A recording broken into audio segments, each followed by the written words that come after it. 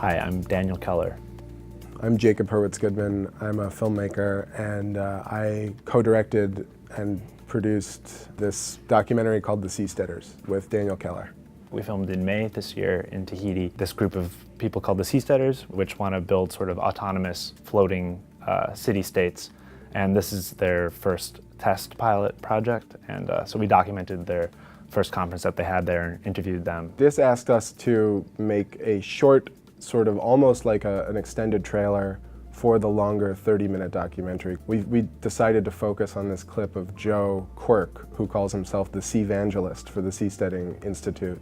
It's a very diverse group of people who want to do this seasteading thing, and I think he is like a good kind of like slice from the middle to take a temperature of what they are.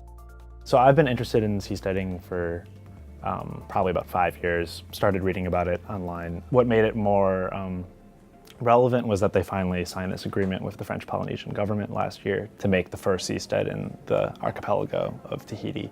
And so that sort of became the impetus to actually go and do something about that. I had made work that sort of referenced seasteading for a few years before that, but this was the really actually first time I met any of them. We sort of found ourselves in the middle of the ocean with a bunch of futurist libertarian technophiles who are trying to build artificial floating islands. This was my introduction to seasteading, was kind of landing out of the sky and being surrounded by these people. I had never really researched or heard much about it before, so I had to kind of puzzle together what they were doing and what I thought about it. And I hope that the film reflects that kind of experience of discovery.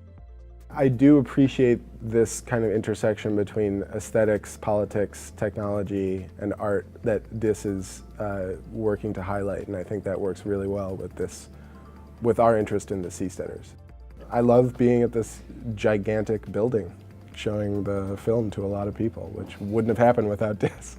5-minute version that's focusing on one guy who was involved in seasteading's idea for a novel and so this is sort of, I think, a portal into sort of the imagination of the Seasteaders. The 5-minute one that's installed feels to me like it's going to be a good gateway into the streaming service so that people can access the longer content. And I'm excited that, yeah, hopefully random San Franciscans and tourists who come to the museum do go check out the longer documentaries online and the videos that are online, because I think that's where they're going to pull some gold.